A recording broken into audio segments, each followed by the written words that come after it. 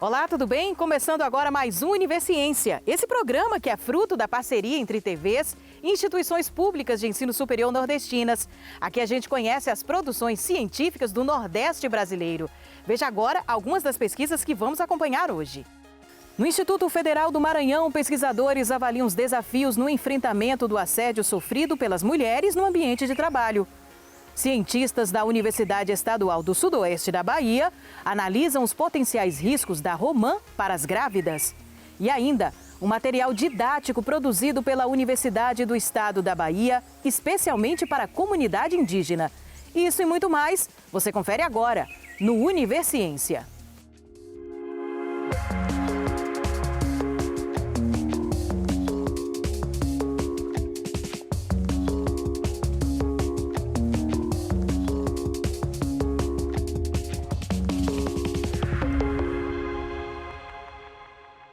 As relações trabalhistas no Brasil são historicamente marcadas pela violência. Afinal, a própria formação econômica e social do país se deu em torno de regimes de opressão, como a escravidão. Hoje, trabalhadores e trabalhadoras já conquistaram a garantia de muitos direitos. Porém, algumas práticas ainda recorrentes dificultam o acesso às condições profissionais ideais, especialmente para as mulheres. O assédio é uma dessas formas de violência no trabalho. E suas causas, circunstâncias, impactos e também o combate foram tema de pesquisa no Instituto Federal do Maranhão. Eu sou Caroline Parrião Rodrigues. Eu entrei no IFMA para trabalhar como assistente social. Na minha atuação profissional, constantemente eu recebo demandas relacionadas à violação de direitos, a violências diversas, abuso de autoridade, perseguição, desqualificação do trabalho. E a partir dessas minhas experiências eu resolvi me aprofundar um pouco e problematizar, investigar de que forma essa violência acontece no âmbito da instituição,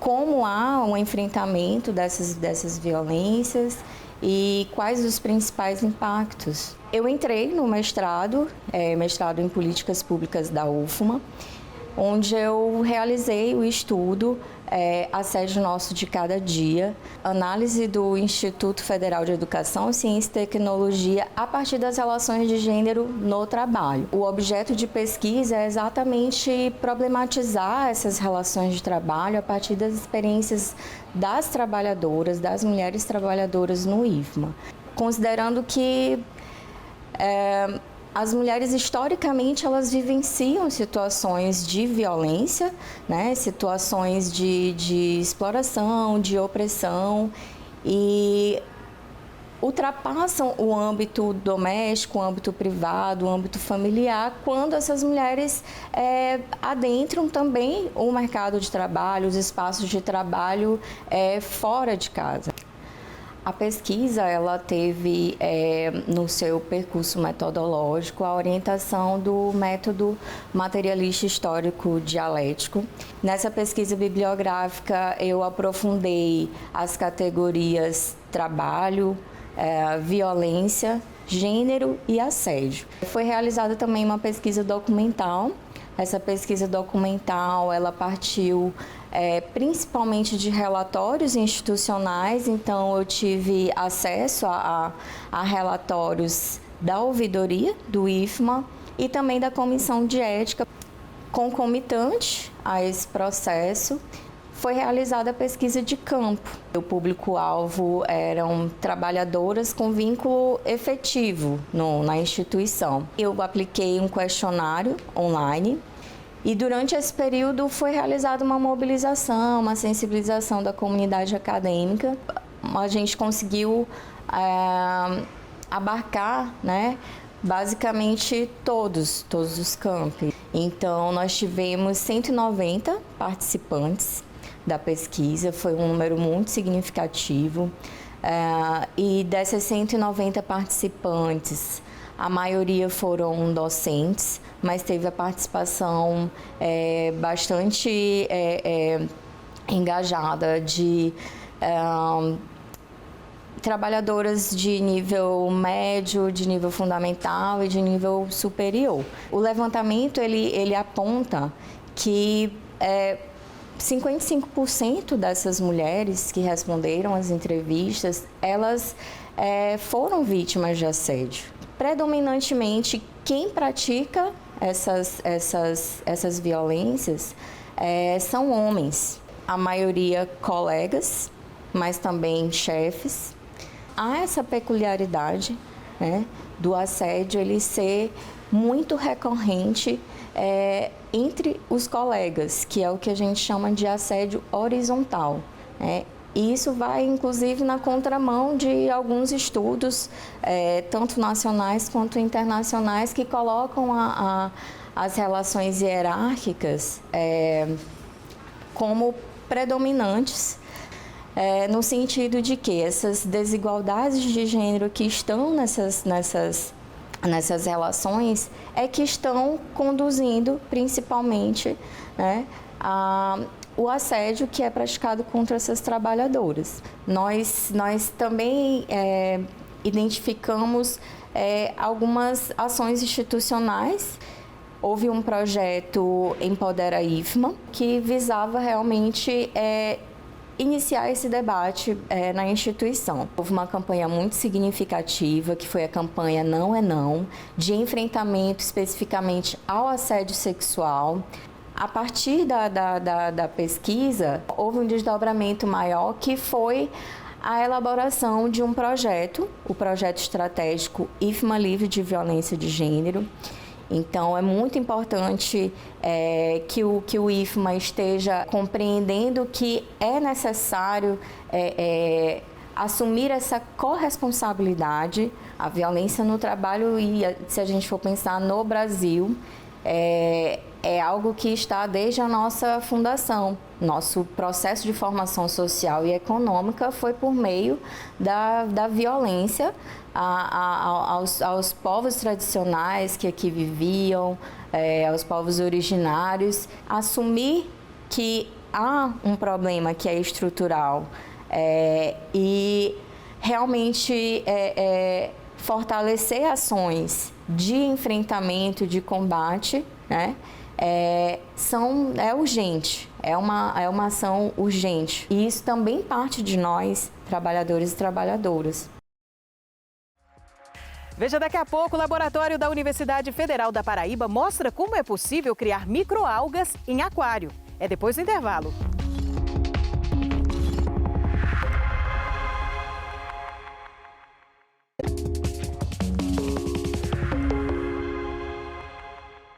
Quando se fala em algas, geralmente vem à cabeça imagens de praia.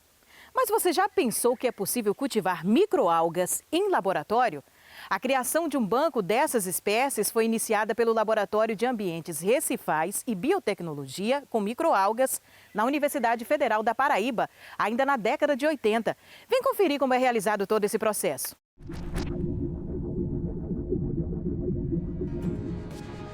Tubos de ensaio, condições de luz e temperatura ideais, organismos vivos e não visíveis a olho nu. Estamos falando das microalgas, cultivadas aqui nesse laboratório. Elas, apesar de discretas, são essenciais para a manutenção do ecossistema. E por que esses micro-organismos são tão importantes assim? Primeiramente, pela sua aplicabilidade. Nos diversos ramos da biotecnologia, da indústria, né? Da indústria de alimento, farmacêutico, indústria de cosmético. As microalgas, elas produzem altos percentuais de carboidratos, lipídios, proteína. Elas produzem óleos essenciais, como a ômega 3, ômega 6.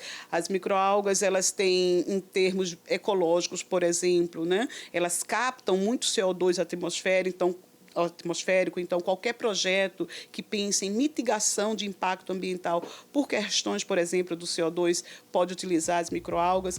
A criação do banco foi iniciada ainda na década de 80 pelo Laboratório de Ambientes Recifais e Biotecnologia com Microalgas do Centro de Ciências Exatas e da Natureza da UFPB.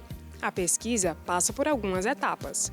Para se consolidar um banco de cultura é a coleta dessas microalgas. E como é que se faz a coleta da microalga? Primeiramente, a gente coleta a amostra de água, né? As microalgas estão no meio aquático, elas também estão no solo, enfim, associadas a outros organismos. Mas, no geral, nós coletamos água, seja de rio, de estuários, de lago, água do mar também, e trazemos essas amostras para o laboratório. Essa é a primeira etapa, coletar a amostra e traz para o laboratório. No laboratório, inicia as outras etapas para o cultivo, que é o isolamento, depois do isolamento a purificação, até que a gente obtenha, né, um cultivo puro, e aí essa microalga é depositada em nosso banco. O laboratório possui mais de 700 cepas de microalgas e é considerado o maior banco do Norte e Nordeste. Saiba o que é feito para manter as espécies sempre vivas. Mês sim, mês não, nós fazemos a repicagem dessas cepas, onde nós descartamos uma cepa mais antiga. Nós trabalhamos com triplicatas em todas as nossas cepas.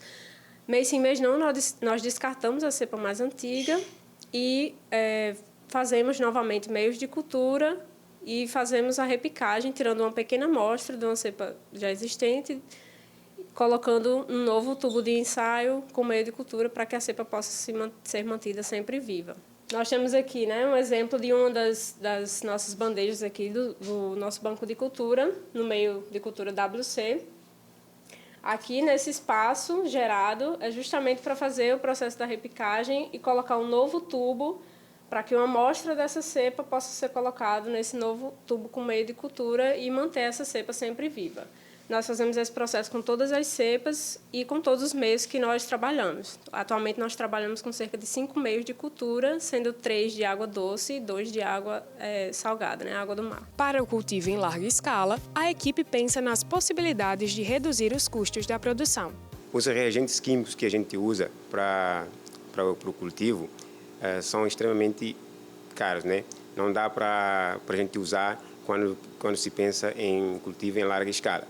Por isso nós pensamos, né, e trabalhamos com efluentes, por exemplo, de origem doméstica, agroindustriais, que têm esses macro e micronutrientes presentes, como, por exemplo, nitrogênio, fósforo, para o cultivo dessas microalgas. São resíduos, são dejetos de, por exemplo, suíno, aves, por exemplo, esgoto doméstico, né, que nós obtemos, que tem nas grandes cidades, por exemplo, que inclusive acaba caracterizando como um grande problema do mundo contemporâneo, né? E o que esperar da utilização das microalgas no futuro próximo? Certamente o alimento do futuro vem desses micro-organismos, porque eles têm maior teor de proteína do que a soja, que é o que a gente compara, maior teor de carboidrato, lipídios, né? Então, o alimento do futuro vem dessas microalgas. O combustível do futuro já vem dessas microalgas. Em várias partes do mundo tem sido cultivado microalga para a produção de biodiesel e bioetanol, né? Logo, com certeza, é o micro-organismo para mudar, né, essa atmosfera de consumo exacerbado que a gente tem, né? Então, mudar a forma de nosso consumo para um consumo mais consciente e que degrada menos o ambiente. Investir na ciência é o passo para o crescimento de uma sociedade, com certeza. E investindo na microalga, a gente vai estar investindo no crescimento de uma sociedade e no crescimento de um mundo com um menor índice de impacto, né? Ou um alto índice de mitigação de impacto. A gente sabe que muitas pessoas usam plantas para diversos tratamentos. Mas o que muitos não sabem é que, apesar do entendimento popular acreditar que, por ser natural, não faz mal a ninguém, a realidade não é bem assim. É preciso ter cuidado e conhecer as propriedades das plantas, vegetais e frutos para saber das potencialidades e principalmente dos riscos. É o caso da romã, por exemplo. A espécie é comumente aplicada para fins medicinais, mas pode apresentar riscos para as gestantes. Vamos entender mais na pesquisa realizada pela Universidade Estadual do Sudoeste da Bahia. A pesquisa veio como consequência de uma pesquisa anterior feita por Samela, onde ela conheceu um pouquinho mais sobre a espécie, sobre a romã, e começou a entender que essa espécie poderia, a depender de como ela é usada, de quais partes ela é utilizada para consumo humano, de alguma forma ela poderia trazer algum prejuízo, algum mal no período de gestação. E isso despertou interesse nela em saber, será que as gestantes sabem sobre esse perigo? Sendo essa espécie uma espécie tão popularmente conhecida e até mesmo utilizada? A gente fez nos postos de saúde, né, a pesquisa em cerca de 14 postos e com 80 gestantes. Elas faziam o atendimento pré-natal, então cada posto tinha seu dia específico. Aí eu ia lá, teve perguntas relacionadas à idade, à escolaridade e o uso de plantas medicinais. E a gente enfatizou a romã, né? Porque muitas delas também utilizavam outras plantas. 53 utilizavam a romã. Tanto estavam utilizando no momento em que eu fiz a questionário, quanto antes, né? E tinham gestantes que estavam utilizando todos os dias, porque elas acabam achando, né, que é melhor do que tomar um remédio, vai trazer um benefício melhor, né? Por elas estarem grávidas, e acabam usando indiscriminadamente. Então, muitas estavam utilizando e sem saber dos riscos. As gestantes não sabiam, de maneira nenhuma a nossa pesquisa tem o interesse de colocar a romã como uma vilã ou algo que não deva ser consumido, mas sim com cuidado maior, no caso da nossa pesquisa com as gestantes. E quando fizemos esse levantamento de dados em campo, nós percebemos que, dentre as gestantes entrevistadas, a grande maioria fazia uso ou fez uso da romã durante o período de gestação e não sabia de nenhuma forma que ela poderia trazer algum prejuízo para a formação do bebê durante a gestação, enfim, que poderia trazer algum problema para elas. Uma das coisas que mais me chamou a atenção foi as pessoas que trabalham nos postos de saúde, também os profissionais, desconheciam os riscos, né, das plantas medicinais. E sobre a romã, eles até chegavam a prescrever, né? Se alguma grávida não queria usar o remédio, se tivesse com algum problema na garganta, elas estavam utilizando. Até por conta, né, dos profissionais falando. E notou-se que, devido a ser um produto natural, elas considerarem isso, elas utilizavam demais mesmo. E também por conta muitas das gestantes que eu entrevistei não possuíam ensino médio completo.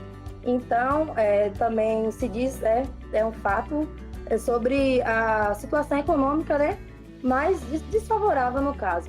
Então, elas não podiam procurar remédios na farmácia, não tinham condições e acabavam usando, né, esses meios de forma indiscriminada. Diante da literatura, a gente conseguiu identificar que essa espécie, a depender da quantidade, da frequência, de qual parte dela é utilizada para fazer o produto que será consumido, ela pode trazer desde pequenos desconfortos, como cólicas, até mesmo chegar a outro extremo de ela ter uma ação abortiva.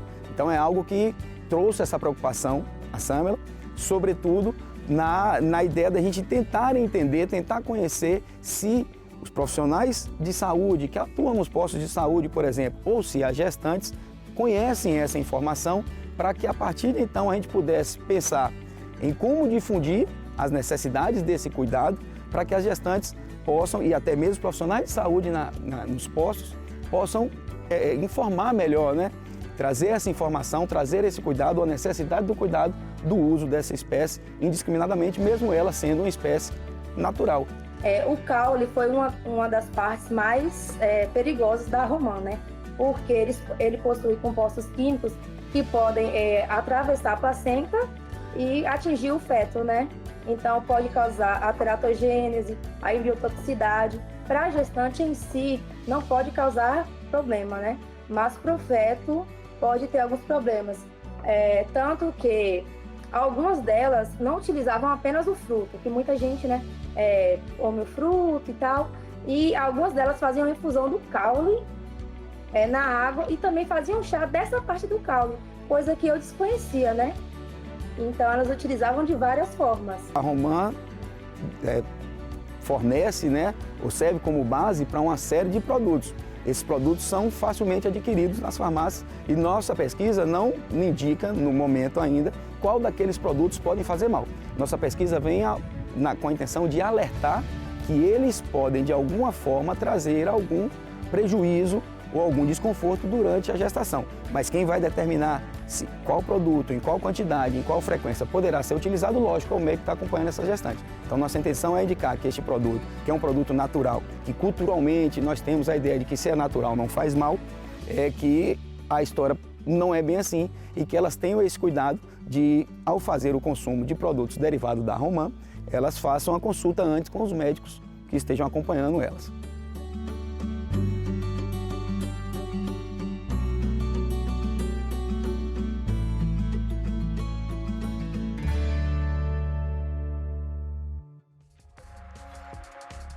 A seguir, material didático adaptado para a comunidade indígena contribui para a melhora do aprendizado. É depois do intervalo.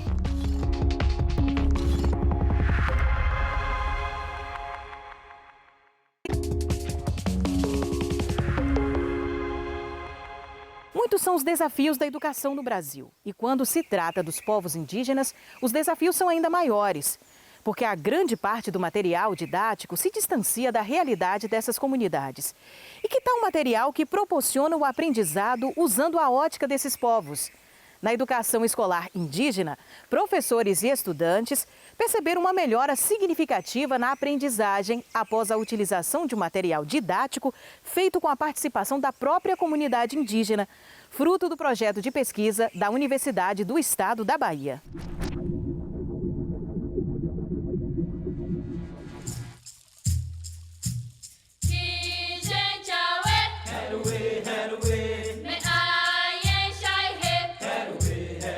Quando a gente fala sobre educação indígena, a gente fala no fortalecimento da cultura indígena, né? O dia a dia das comunidades indígenas.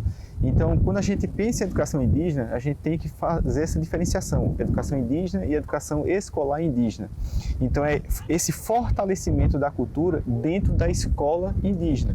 Então, quando a gente pensa em ensino-aprendizagem, o aluno indígena, ele tem que estar preparado na sociedade para ser atuante, ser crítico, ser reflexivo. Mas é uma grande demanda hoje desse fortalecimento dessa cultura. E como é que eu sei disso? Porque desde 2013 a gente trabalha com a licenciatura intercultural indígena e é uma demanda contínua dos professores indígenas terem esses materiais alternativos que complementem os materiais didáticos que chegam nas escolas indígenas. Por quê? Porque geralmente esses materiais didáticos que chegam em comunidades indígenas, nas escolas indígenas, são materiais que não trabalham com a realidade da comunidade. Então, quando a gente constrói esse material com a participação efetiva dessa comunidade, a gente consegue fazer as pontes da cultura indígena com aquele conteúdo efetivamente.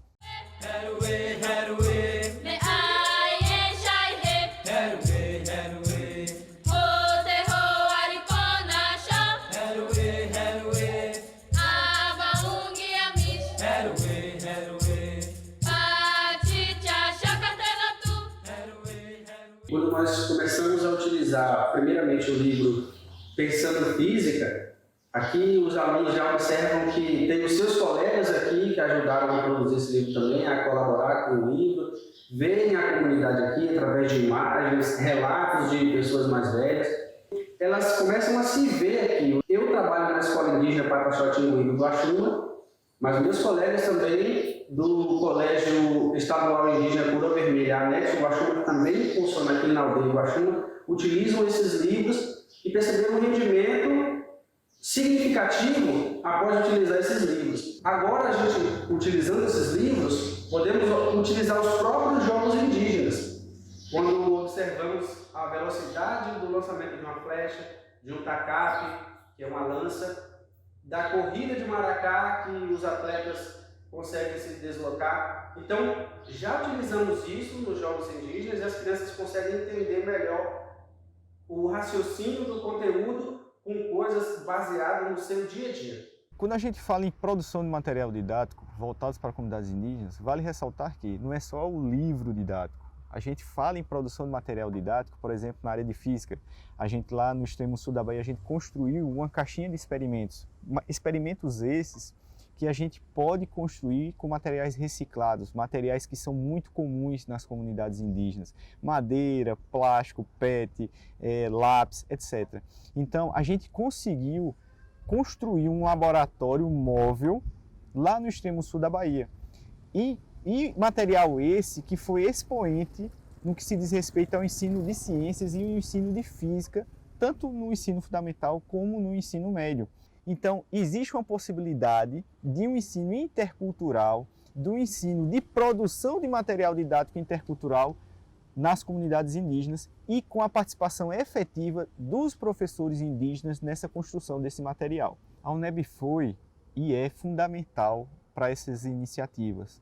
Quando a gente pensa na UNEB, nesse conceito de formação, por exemplo, na licenciatura intercultural indígenas, tanto lá em Paulo Afonso como lá em Teixeira de Freitas, quando a gente pensa no Alpará, né, que é um centro de pesquisas voltados para essa produção de material didático, para pesquisas voltadas para a efetiva demanda dessas comunidades indígenas, é fundamental para a gente formar futuros profissionais que não vão estar somente na educação básica. Hoje temos colegas que são professores indígenas, que estão dentro das universidades estaduais, dentro das universidades federais, dentro das escolas de educação básica, tanto indígenas e não indígenas, que estão preparados para fomentar a educação indígena, a educação escolar indígena e fortalecer a ideia de produção de materiais interculturais indígenas, de fornecer a possibilidade de uma interlocução entre a cultura indígena com a produção desses materiais didáticos, com outras possibilidades também de novos estudos relacionados às demandas que estão presentes em todas as etnias do estado da Bahia.